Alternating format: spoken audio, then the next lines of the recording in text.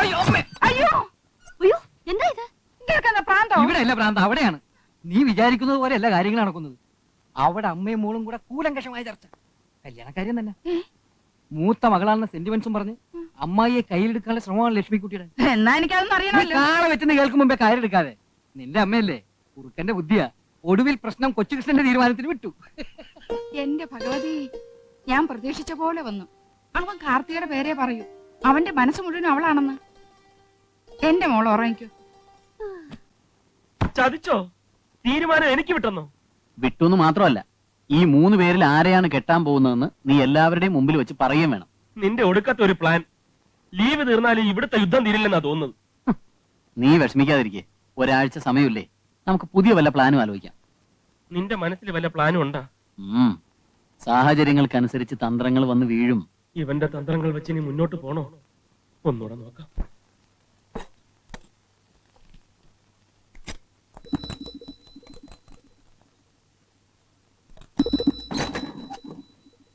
നിങ്ങൾ എന്തോന്നേ കാണിക്കുന്നേ?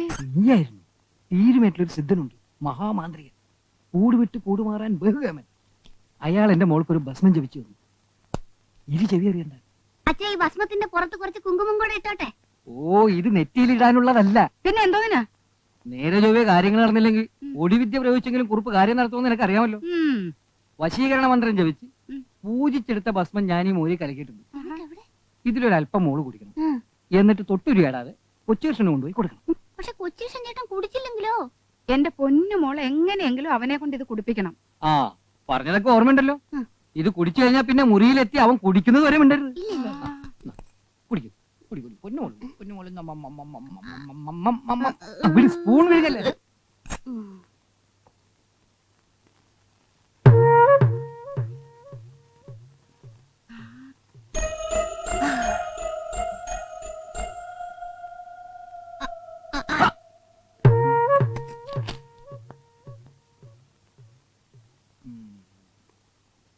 അവന്റെ വയറ്റിലോട്ട് ഒന്ന് ചെന്നോട്ടെ, പിന്നെ നമുക്ക് കാണാം രാധയും കൃഷ്ണനും പോലെ അവർ ഈ തറവാട്ടിന് ചുറ്റും കളിച്ച് ചിരിച്ച് നടക്കുന്നത്. ഇനി അല്പം നമുക്ക് കുടിക്കാം.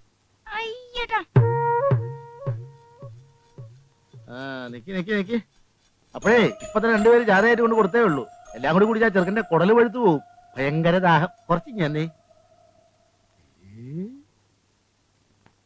അയ്യോ, എന്ത് പറ്റി? അടുത്തത് കൊണ്ടുവരുന്നുണ്ട്.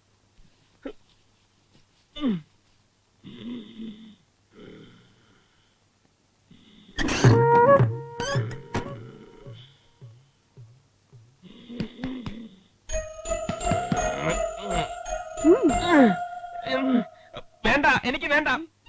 വേണ്ടാത്തോണ്ടാ. എനിക്ക് വേണ്ട. അയ്യോ, വേണ്ടാത്തോണ്ടാ. ഞാനില്ലാഞ്ഞിട്ടല്ല. അയ്യോ, വേണ്ടാത്തോണ്ടാ. കുടിക്കാം, കുടിക്കാം, കുടിക്കാം. ഓ, രാവിലെ തുടങ്ങിയ ഒടുക്കത്തെ കുടിപ്പിക്കലാണ്. ഞാൻ കുടിക്കട്ടെ. ചുമാരി.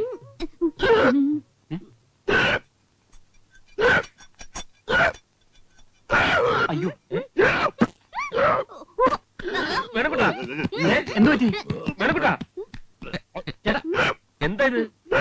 പ്രേതബാധയല്ലോ? എന്താ കാര്യം? വായിക്കാൻ എന്തോ പോയെന്നാണല്ലോ പറയുന്നത്. ആരെയോ? മോനോട് മോനോട് വായിക്കാത്തോട് ഒഴിച്ചോട്. കുടിച്ചോ, കുടിച്ചോ. ആ,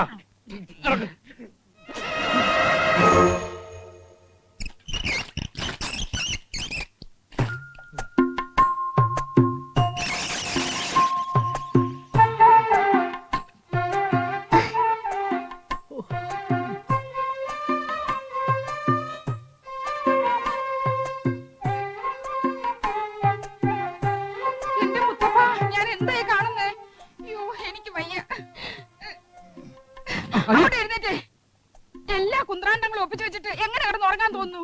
അയ്യോ, എന്താ വാറുകുട്ടി, എന്താ? നിങ്ങൾ എന്താ പറഞ്ഞത്? തറവാടിന്റെ മുറ്റത്തോട് ഓടിക്കളിച്ച് നടക്കുന്നോ? ഓടിക്കളിച്ച് നടക്കുന്ന രാധാകൃഷ്ണനെ ഞാൻ കാണിച്ചുതരാം. കണ്ടോ?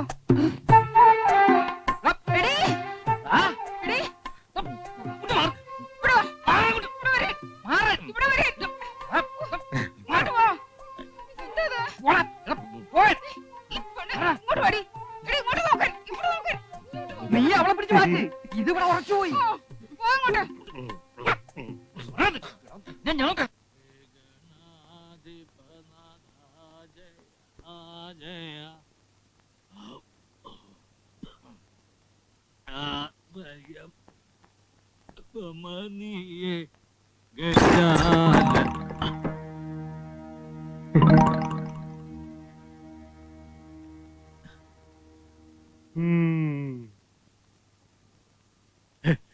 എന്തായി കാണിക്കുന്നത്? പൂജാമുറിയെ കയറി അശുദ്ധമാക്കാൻ പാടില്ലെന്ന് അറിയില്ലേ? പൂജാമുറിയിൽ നിന്ന് വെള്ളം അടിക്കാല്ലേ? അയ്യോ, അത് പനിനീരാണ്. പനിനീർ കുപ്പിയിൽ പട്ട നിറച്ച ആരും കണ്ടുപിടിക്കില്ലെന്ന് വിചാരിച്ചല്ലേ? പട്ട പട്ട. പാതിരാത്രി പട്ട അടിക്കാനാണെങ്കിൽ പകല് മുഴുവൻ ഈ അമ്പലത്തിന്റെ പടി കയറി ഇറങ്ങണോ? ഈ പൂജാമുറി തന്നെ ഇരുന്ന് അടിക്കണോ? എല്ലാരും കാണുക പുറത്തിറങ്ങി അടിച്ചൂടെ?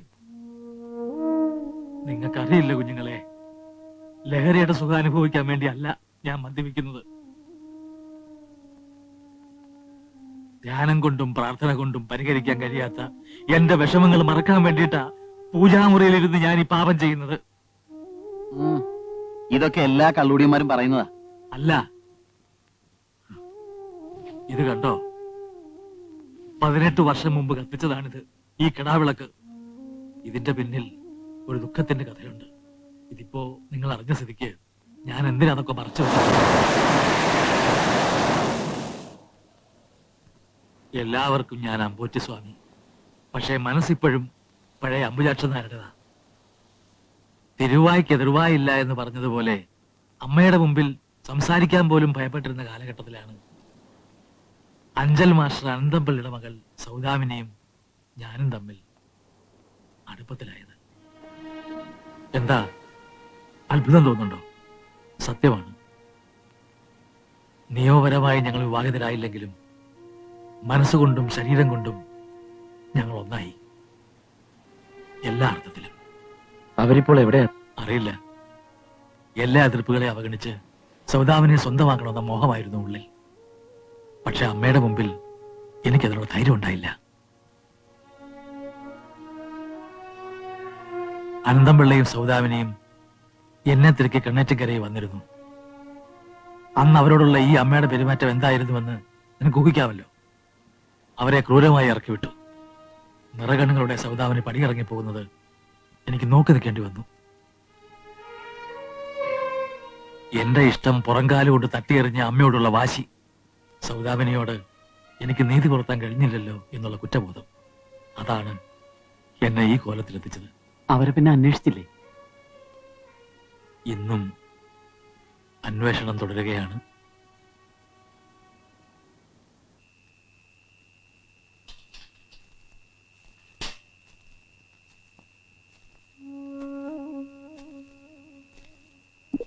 അമ്പട വേണുക്കുട്ടാ, നിന്റെ കാലം എന്തല്ലോ ഒരു. ആഹാ, എന്റെ മോളെ നിന്ന്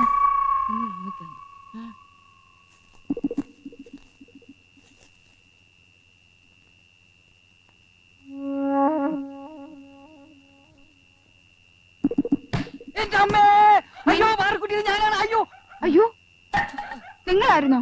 നിങ്ങൾ എന്തിനാ ഇവിടെ വന്നിരുന്നേ? ഞാൻ ആ വേണുക്കുട്ടനാണെന്ന് വെച്ചാ ഇത്രയും വലിയ അടി അപ്പൊ ഞാനാണെങ്കിലും നീ അടിക്കുമായിരുന്നല്ലേ? നിങ്ങൾ ഇത് എവിടെ പോയിരുന്നു? വശീകരണ ഭസ്മം തന്ന സിദ്ധനെ ഞാൻ തലശ്ശേരി പോയി കണ്ടു. ആ, എന്നിട്ട് മറുവിദ്യ ചെയ്ത് ഒരു കലശത്തിലാക്കി തരും. അവൻ ആ കലശം മറികടന്ന അതോടെ ബന്ധം മുറിയും. അതിനു മുമ്പ് രാത്രിയിൽ ഇവൻ ഏത് വഴിയിലൂടെയൊക്കെ സഞ്ചരിക്കുന്നെന്ന് അറിയാനാ ഞാൻ ഇവിടെ വന്നിരുന്നത്. 2-3 ദിവസത്തിനകം കലക്കി കൈ തരാം. അതിനു മുമ്പ് നീ എന്റെ തല അടിച്ച് കളിക്കില്ലേ? 2-3 ദിവസം, 3 ദിവസം പോയിട്ട് ഒരു നിമിഷം കാത്തിരിക്കാൻ പറ്റില്ല. ഇതിന് മറമരുന്ന് ഒന്നേ ഉള്ളൂ, എത്രയും വേഗം കൊച്ചുവിഷനുമായിട്ടുള്ള കല്യാണം ഉറപ്പിക്കണം. അതിന് ബന്ധമൊന്നും മുറിച്ച് കിട്ടണ്ടേ? നേരെ ഒന്ന് വെളുത്തോട്ടെ. ഈ പാർക്കുട്ടിയുടെ ചോണ നിങ്ങൾ കണ്ടോ? വാ, എഴുന്നേറ്റ് വന്നേ. അയ്യോ, എന്റെ പുതപ്പ്. ആ, നിക്ക് നിക്ക് നിക്ക് നിക്ക്. ആർക്കാ ഇത്? കൊച്ചുകൃഷ്ണൻ ചേട്ടനാ. ആ, ഇനിയിപ്പൊ ഇതൊന്നും നീ ചെയ്യണ്ട. അവന്റെ കാര്യങ്ങളൊക്കെ നോക്കാൻ ഇവിടെ കാർത്തിയുണ്ട്. എന്താ ചുറ്റും ഇങ്ങനെയൊക്കെ സംസാരിക്കുന്നത്? ആ, ഇങ്ങനൊക്കെ പറഞ്ഞാലേ പറ്റൂ. പാവം പോലെ നിന്നാലേ ഞാനും എന്റെ മോളും ദേ വരയ്ക്കേണ്ടി വരും. കാർത്തികേ, എടി കാർത്തികേ, ഈ പെണ്ണ് എവിടെ പോയി കിടക്കുന്നു? എടുക്ക, പോത്ത് പോലെ കിടന്നുറങ്ങിക്കോ. സൂര്യൻ ഉച്ചിലായി. ഈ ചായ നിന്റെ കൊച്ചുകൃഷ്ണൻ എനിക്ക് വയ്യമ്മേ. ഒരൊറ്റ വീക്കുച്ചതല്ലോ. പറയുന്ന അനുസരിച്ചാണോ? കൊണ്ടക്കൊട. നീ എന്തിനാണ് പുറപ്പാടാ? ഇന്ന് മുതൽ കാപ്പിയും ചായയും കാർത്തി കൊണ്ട് കൊടുക്കുന്നു കൊച്ചുകൃഷ്ണന്. അതിനിപ്പോ എന്താ? മോളെ, എന്റെ കുഞ്ഞിനെ ഞാൻ ഇന്ന് വരെ കരയിച്ചിട്ടില്ല, അറിയോ? കൊച്ചേഷന്റെ കാര്യത്തിൽ എന്റെ കാർത്തിയുടെ കണ്ണ് തന്നെ ഞാനും സമ്മതിക്കില്ല. അവര് തമ്മിലുള്ള കല്യാണമേ നടക്കൂ. ആഹാ, അത് നിശ്ചയിക്കേണ്ട നീയാണോ? ആ, ഞാൻ നിശ്ചയിച്ചു. എനിക്ക് പെമ്പിള്ളാര് 3. 3 4 ശരി. കൊച്ചേഷന്റെ കാര്യത്തിൽ നിങ്ങൾ വഴക്കുണ്ടാക്കണ്ട. അവന്റെ കാര്യം ഞാൻ തീരുമാനിച്ചു കഴിഞ്ഞു. നീ എന്തോന്നാ തീരുമാനിച്ചത്? ഓ, ഒരു തീരുമാനക്കാരി. കണ്ണേറ്റിങ്ങരയിലെ ഇളയ മോള് ഞാനാ. മൂത്ത ഏട്ടന്റെ മോൻ ഇളയ അനിയത്തിയുടെ മോളെ കെട്ടും. ഓ, അവളുടെ ഒരു ഓർഡർ. ആരെ കെട്ടണോന്ന് പെണ്ണും ചെറുക്കന് തീരുമാനിച്ചോളും കേട്ടോ. തീരുമാനിക്കാനൊന്നുമില്ല. എന്റെ മോളുടെ കല്യാണമേ നടക്കൂ. ആഹാ, നിർത്താനാ പറഞ്ഞത്.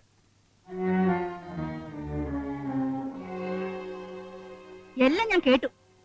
ഈ കണ്ണേറ്റിങ്കരയിൽ ഇതുവരെ ആരുടെ നാമത്രയും പൊങ്ങിട്ടില്ല. എന്റെ കണ്ണറിയുന്നവരെ ഞാൻ അതിനെ സമ്മതിക്കില്ല. അമ്മേ, ഇവരെല്ലാം കൂടെ എന്റെ മേ- മിണ്ടരുത് നീ. എന്താ നിങ്ങളുടെയൊക്കെ ഭാവം? കൊച്ചുകൃഷ്ണൻ ആരെ കല്യാണം കഴിക്കണമെന്നുള്ള കാര്യം ഞാൻ തീരുമാനിച്ചു കഴിഞ്ഞു.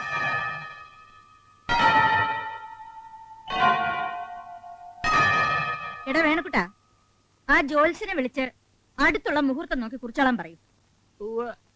എന്താ ഈ തറവാട്ടിലെ ആദ്യത്തെ ചെറുമോള് രാധികയുടെ കഴുത്തിൽ കൊച്ചുകൃഷ്ണൻ മിന്നു കെട്ടും. ആ,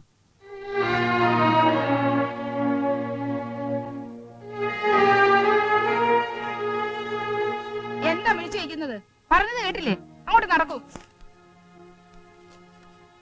എടി, വാ. എന്നാ, നീ തന്നെ കൊണ്ടുകൊടു. ഞങ്ങൾക്ക് വേണ്ടേ. എന്താണ് ഇത്രയധികം വിളിക്കാനുള്ളത്? ഇവിടെ വാ. ഇങ്ങോട്ട് മാറി. ഇവിടെ വരാൻ. എന്റെ ദൈവമേ, കള്ള നാറി. ഇത് അനുഭവിക്കണം. ഇനി ഇവിടെ നിന്നിട്ട് വലിയ കാര്യമൊന്നുമില്ല. വീട് പറ്റാൻ നോക്കാം.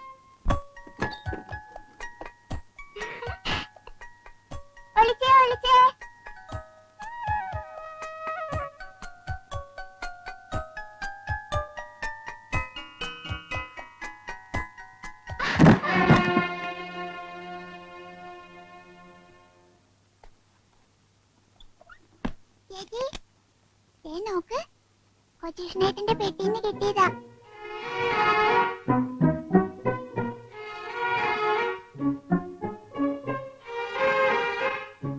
അമ്മേ,